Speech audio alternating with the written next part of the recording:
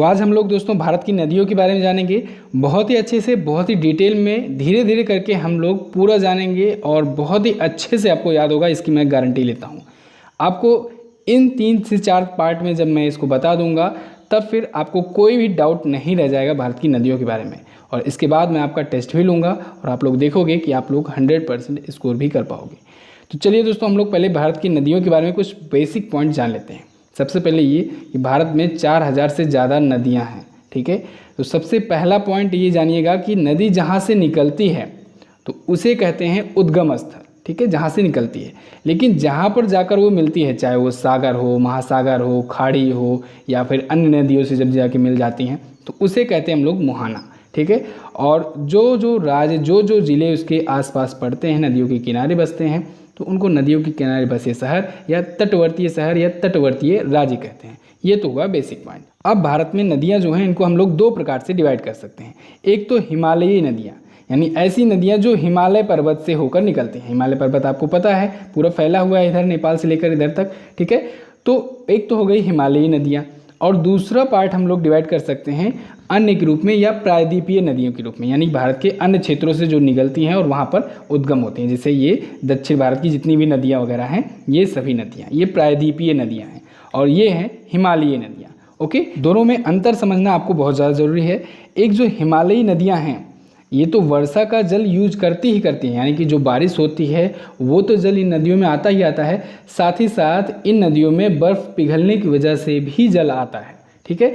यानी कि हम लोग कह सकते हैं कि ये नदियाँ हमेशा जल से जलमग्न रहती हैं, यानी इन नदियों में हमेशा पानी रहता ही रहता है। इसी वजह से इसको सदा नीरा कहा जाता है। सदा नीरा मतलब समझ रहे हैं ना, नीर होता है जल की पर्यायवाची, तो सदा नीरा मतलब हमेशा इसमें नीर होता है, हमेशा जल होता है। क्यों? क्योंकि बारिश के साथ साथ बर्फ़ के पिघलने वाला जल भी इसमें इंक्लूड होता है। लेकिन जो प्रायद्वीपीय नदियाँ होती हैं, अब यहाँ पर कोई तो बर्फ़ पिघलेगा नहीं, यहाँ तो बर्फ़ है नहीं, हिमालय पर्वत है नहीं, तो ये केवल वर्षा के जल पर ही डिपेंडेंट होती हैं, क्योंकि यहाँ पर कोई बर्फ़ तो पिघलेगा नहीं। ओके, तो इस वजह से एक और कंडीशन आती है कि गर्मी के दिनों में ये नदियाँ सूख भी जाती हैं, ये भी ध्यान रखिएगा। और एक और कंडीशन होता है, क्योंकि अब इसमें बर्फ़ के पिघलने की वजह से एक्स्ट्रा पानी तो आता नहीं, इस वजह से इनका स्लोप भी बहुत कम होता है, ढाल भी बहुत कम होता है। जैसे कुछ नदियाँ हम बता दे रहे हैं, गोदावरी, कृष्णा, कावेरी, महानदी, नर्मदा, ताप्ती, ये सब नदियाँ वगैरह हो गई प्रायद्वीपीय नदियाँ। इतना क्लियर है। अब हम लोग आज की इस वीडियो में बात करेंगे हिमालयी नदियों के बारे में, ठीक है। प्रायद्वीपीय नदियों के बारे में हम लोग आगे जानेंगे। हिमालयी नदियों को भी दोस्तों हम लोग 3 पार्ट में डिवाइड कर सकते हैं। 3 पार्ट में, 3 तंत्र में अगर हम लोग डिवाइड करेंगे तो ज़्यादा समझ में आएगा। एक तो सिंधु नदी तंत्र, दूसरा गंगा नदी तंत्र और तीसरा ब्रह्मपुत्र नदी तंत्र। नदी तंत्र का मतलब ये समझिए कि जो नदियाँ सहायक नदियाँ हैं उसकी, या जो नदियाँ जाकर उसमें मिलती हैं। तंत्र मतलब जाल समझ लीजिए, तो उस जाल को, उस तंत्र को उस मेन नदी के नाम से हम लोग कह रहे हैं, डिनोट कर रहे हैं, ठीक है। जैसे सिंधु नदी हो गया तो सिंधु की जो सहायक नदियाँ हैं या जो नदियाँ जाकर उसमें मिलती हैं वो सिंधु नदी तंत्र के अंतर्गत आ गया। ऐसे ही गंगा नदी तंत्र है और ऐसे ही ब्रह्मपुत्र नदी तंत्र है।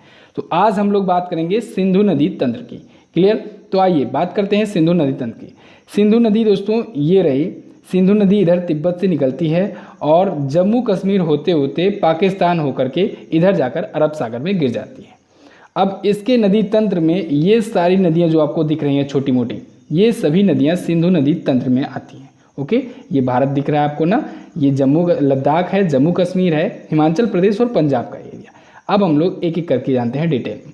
सबसे बड़ी बात कि जो सबसे बड़ी नदी है यानी सिंधु नदी है, इसकी टोटल लंबाई है 2880 किलोमीटर, इसे ध्यान रखिएगा। और ये तिब्बत में मानसरोवर झील के पास में ही एक है चेमायुंगडुंग ग्लेशियर। क्या नाम है? चेमायुंगडुंग ग्लेशियर, उसी से निकलती है सिंधु नदी। इसको आपको याद रखना है। अच्छा दोस्तों, 1960 में भारत और पाकिस्तान के बीच में सिंधु नदी जल समझौता हुआ था। बहुत पूछा जाता है, इसे याद रखिएगा, 1960 में हुआ था। ये समझौता बेसिकली इसीलिए हुआ था कि कौन सी नदी का पानी कौन यूज करेगा, भारत या ज़्यादा यूज करेगा कि पाकिस्तान ज़्यादा यूज करेगा, या कितना % यूज करेगा। तो इसके तहत डिसाइड ये हुआ कि भारत जो है वो सतलज और रावी के 80% नदियों के पानी को यूज करेगा, और वहीं झेलम और चिनाब के 20% पानी को, जल को यूज कर सकता है इंडिया। क्लियर है? और बाकी जो बचा है वो पाकिस्तान यूज करेगा। अब ये सब नदियां हैं कहाँ पर, इसको हम लोग जान लेते हैं। आगे बढ़ने से पहले एक थोड़ा सा इतिहास के बारे में आपको बताऊंगा। आपको पता होगा कि पंजाब जो है इसका कुछ पार्ट पाकिस्तान में है और कुछ पार्ट भारत में है। ठीक है, पंजाब का एक्चुअली में पुराना नाम था दोस्तों पांचाल, और पांचाल का मतलब होता है 5 नदियां जो बहती थी, इसी वजह से इसका नाम पड़ा था पांचाल। ठीक है, 5 नदियां बहने की वजह से। तो जब 5 नदियां यहाँ पर बहती हैं तो इसमें से जब ये भारत पाकिस्तान का अलगाव हुआ यानी बंटवारा हुआ, उसमें से 3 नदियां भारत की तरफ आईं और 2 नदियां पाकिस्तान गई। सिंधु नदी को जोड़ दिया जाए तो 3 नदियां पाकिस्तान की तरफ गई। ठीक है, तो ये पांचाल पंजाब हुआ। तो आधा पंजाब पाकिस्तान में भी है, आधा पंजाब भारत में है। अब वो 5 नदियां कौन कौन सी हैं? तो 5 नदियां हैं दोस्तों। एक तो है झेलम, दूसरा है चिनाब, एक है रावी, एक है ब्यास और एक है सतलुज। ठीक है, तो ये 5 नदियां हैं जो पांचाल की वजह से यानी कि पंजाब से होकर बहती है, इस वजह से पंजाब नाम पड़ा था।